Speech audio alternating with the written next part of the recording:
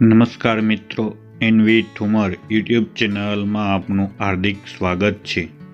આજે જે એકમ કસોટીમાં પેપરના જવાબો કેવી રીતે લખવા જેથી વધુ માર્ક મેળવી શકીએ તેના વિશે આ વિડીયોની અંદર માહિતી પ્રાપ્ત કરવાના છે। તો વિદ્યાર્થી મિત્રો, આ વિડીયોને અંત સુધી નિહાળજો અને એનવી ઠુમર યુટ્યુબ ચેનલને જો હજુ તમે સબસ્ક્રાઈબ ન કરી હોય તો કરી લેજો। આપણે આ એકમ કસોટી વિશે વધુ માહિતી પ્રાપ્ત કરવાના છીએ।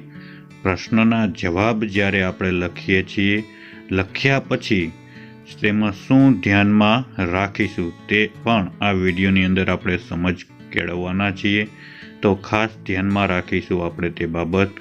ત્યાર પછી ખાલી જગ્યા કેવી રીતે લખવી, જે ખાલી જગ્યા આપણે લખીએ ત્યાર પછી શું ધ્યાનમાં રાખીશું તો એના વિશેની માહિતી મેળવશું। એટલે આ વિડીયોને આપ અંત સુધી નિહાળજો।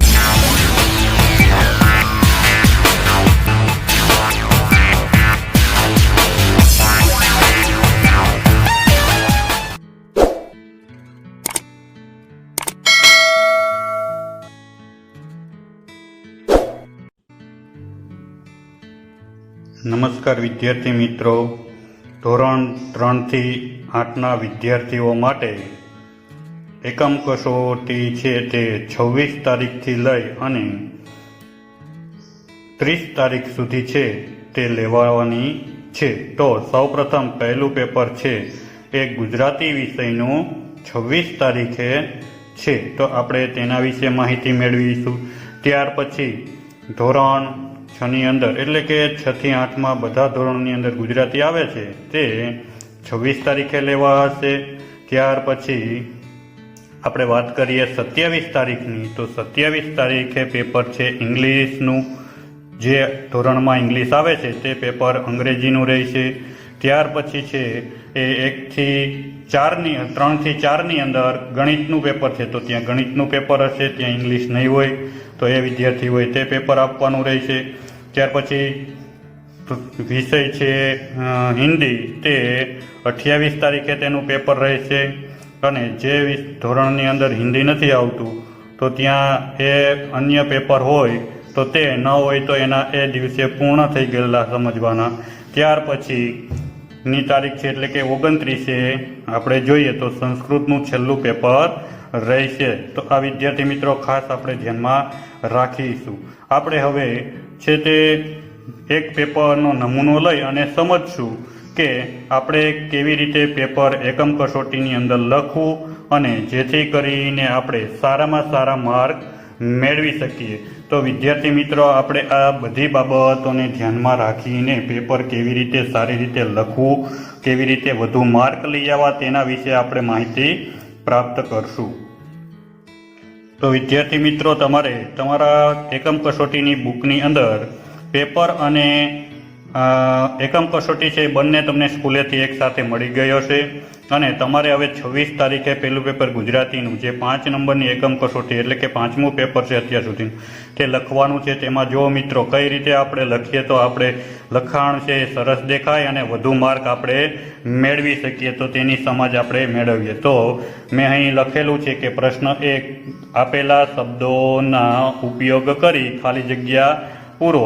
ઘણા વિદ્યાર્થી મિત્રો અમે પેપર ચેક કરીએ ત્યારે જોવા મળે છે કે જે અહીં લખવામાં આવેલી જે છે ક્ષમતાઓ, અધીન, નિષ્પત્તિ તે લખી દે છે, તો આ લખવાની નથી, ખાસ ધ્યાનમાં રાખજો વિદ્યાર્થી મિત્રો। આપણે છે એની અંદર જે તમને પહેલો ફકરો પૂછવામાં આવેલો છે ગુજરાતીના પેપરમાં, એમાં જે કૌંસમાં આપેલા શબ્દો છે એની ખાલી જગ્યા પૂરી તેના ક્રમ નંબર આપી અને તમે આવી રીતે લખી શકશો કે પહેલી ખાલી જગ્યામાં જવાબ આ છે, બીજીમાં આ છે, ત્રીજીમાં, તો આવી રીતે તમે સરસ રીતે લખી શકશો। આખો ફકરો લખવાની જરૂર રહેતી નથી। ત્યાર પછી આપણે આગળ વધીએ તો પ્રશ્ન 2 છે, પ્રશ્નોના જવાબ લખો। તો માણસા, તેની અંદર પહેલું કૌંસ છે માણસાઈના દીવા એટલે શું, એનો જે જવાબ છે એરો મારીને આપણે અહીંથી લખશું અને ત્યાર પછી આપણે જવાબ લખ્યા પછી એક લીટી છોડવી, અહીં 2 મૂકી છે કેમ કે મેં જવાબ લખ્યો નથી, એટલે જો જવાબ લખતી વખતે આપણે 3 લીટીની જરૂર પડે, 3 લીટીનો જવાબ થયો અને 1 લીટી આપણે છોડી દઈશું।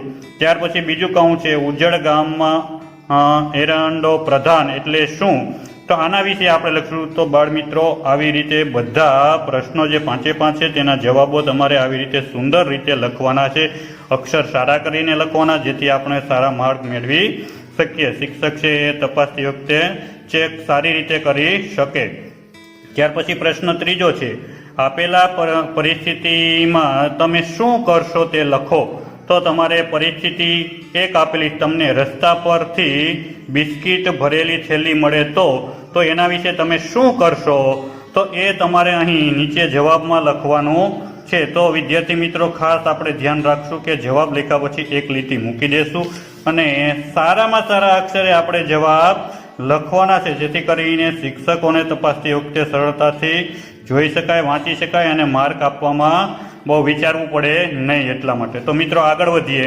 તો આવી જ રીતે તેના જે 5 કાઉન્સ આપેલા છે, 5 પરિસ્થિતિઓના જવાબો આપણે સારામાં સારા વિચારોથી લખવાના છે. પ્રશ્ન 4, સૂચના પ્રમાણે લખો.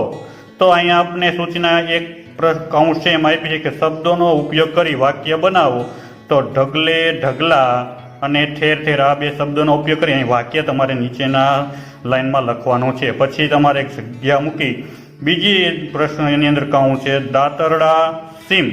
તો આ 2 શબ્દોનો ઉપયોગ કરી તમારે વાક્ય બનાવવાનું રહેશે. ત્યાર પછી કાઉન્સ બીજું આપેલું છે કે લીટી દોરેલા શબ્દને સ્થાને ગુજરાતી શબ્દ મૂકી વાક્ય ફરીથી લખો. તો જે આપણે વાક્ય લખેલું છે આપણા પેપરમાં એમાં નીચે એક લીટી દોરેલી છે, એ શબ્દની જગ્યાએ બીજો શબ્દ વાપરી અને આપણે વાક્ય ફરીથી લખવાનું. ત્યાર પછી ત્રીજું કાઉન્સ છે વિરુદ્ધાર્થી શબ્દ આપતા શબ્દો લખો. એટલે કે વિરુદ્ધાર્થી શબ્દો લખવાનું. પેલું છે પ્રદેશ, પરદેશ, તો એનું વિરોધી લખવાનું.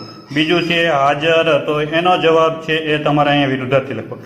તો આવી રીતે લખવાનું છે વિરુદ્ધાર્થી શબ્દો. પ્રશ્ન 5 છે વર્ષા ઋતુમાં તમારી આસપાસના વાતાવરણમાં તમને જોવા મળેલ ફેરફાર વિશે 5 વાક્ય લખો. તો બાળકો અહીં જગ્યા નથી રહી, તો આપણે પાછળના પેજની અંદર છે એનો જવાબ સારામાં સારા અક્ષરે માર્કને ધ્યાનમાં રાખી અને તમારે લખવાનો છે. એટલે વિદ્યાર્થી મિત્રો ખાસ આપણે બધી બાબતોને ધ્યાનમાં રાખીશું. હવે આપણે છે એ પેપર અંગ્રેજી વિશેનું બીજું છે, તો એની થોડીક સમજ મેળવીએ.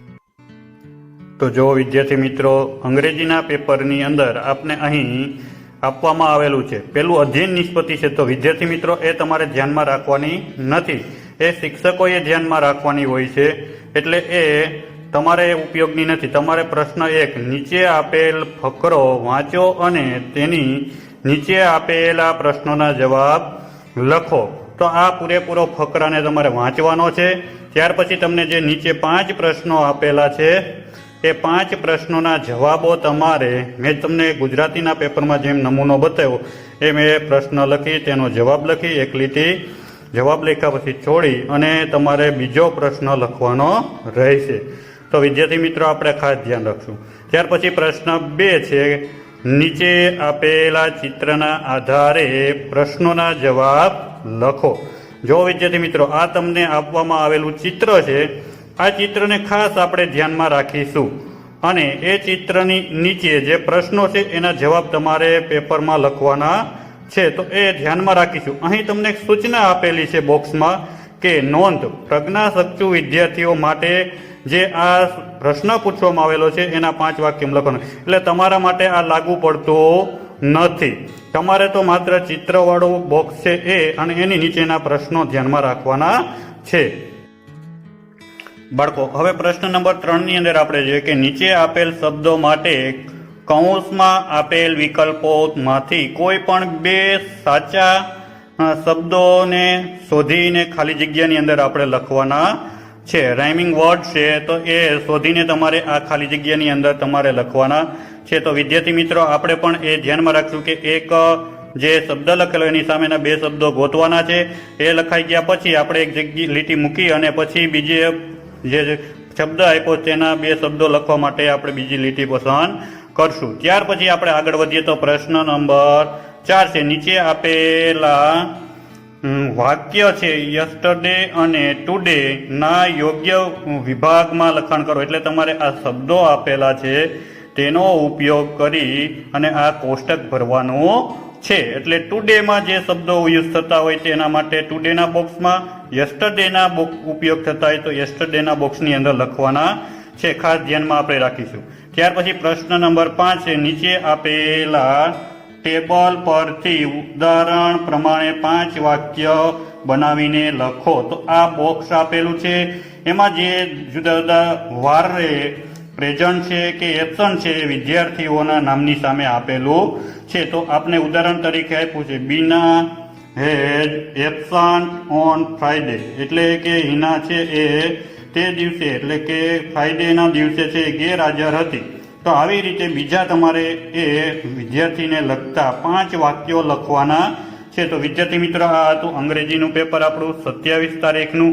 તો આના વિશે આપણે સારામાં સારું લખાણ કરી અને લખીશું, જેથી કરીને આપણે પૂરા માર્ક મેળવી શકીએ. વિદ્યાર્થી મિત્રો, ત્યાર પછી છે 28 તારીખે હિન્દીનું પેપર છે. તો હિન્દીના પેપરની અંદર પણ આપણે એવી જ રીતે પેરેગ્રાફ વાંચી અને તમારે છે એના નીચેના જવાબ પર ચિત્રની ઉપરથી 10 વાક્યો બનાવવાના છે. તો આવી રીતે આપણે એ લખીશું.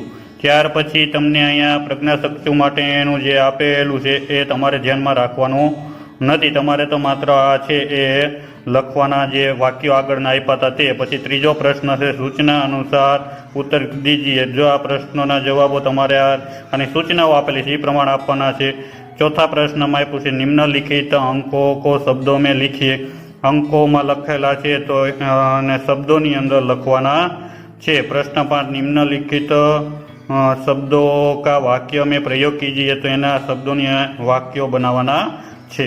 મિત્રો, સંસ્કૃતનું પેપર 29 તારીખે રહી છે. તો સંસ્કૃતના પેપરની અંદર પણ આપણે નીચેના આપેલા સરળ વાક્યો લેખન કરવાના, એટલે કે એનું લેખન તમારે સારા અક્ષરે કરવાનું છે. બીજા પ્રશ્નમાં આપ્યું, નીચે આપેલા વિકલ્પોમાંથી ગુજરાતી શબ્દોના સંસ્કૃત શબ્દો લખો. બરાબર, એટલે આમાંથી તમારે સિલેક્ટ કરવાનું છે. આપેલા તો છે સંસ્કૃત, પણ એનું ગુજરાતી છે, એનું અંગ્રેજી સંસ્કૃત શું થાય તે તમારે સિલેક્ટ કરીને લખવાનું છે. ત્રીજો પ્રશ્ન છે, નીચે આપેલા ચિત્રોના આધારે આપેલ બોક્સમાંથી તેનો સંસ્કૃત શબ્દ લખો. એટલે કે આ જે ચિત્રો આપેલા છે બોક્સ નીચેની અંદર છે, આપણે શું લખવાનું છે મિત્રો?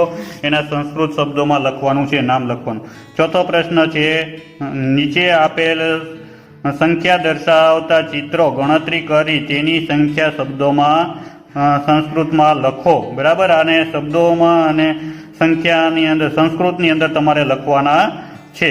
ત્યાર પછી આપણે જોઈએ 5મો પ્રશ્ન, નીચેના પ્રશ્નોના એક શબ્દ કે વાક્યમાં જવાબ આપો. તો મિત્રો, આવી રીતે છે આ પ્રશ્નોના જવાબો તમારે લખવાના છે, આગળ સમજાવેલું એ રીતે. તો આવી રીતે સુંદર મજાના પેપરો જે આપને સરકાર દ્વારા પ્રાપ્ત થયેલા છે તે એકમ કસોટીના આપણે લખીશું અને સારામાં સારા માર્ક મેળવી એવા લખાણ સાથે બધાએ પ્રયત્ન કરવાના છે. મિત્રો, જો તમને આ વિડીયો પસંદ આવ્યો હોય તો તમે YouTube ચેનલ એનવી ઠુમરને પસંદ કરજો, લાઈક કરજો અને બીજા મિત્રોને પણ આ ચેનલ શેર કરજો, લાઈક કરજો. અસ્તુ.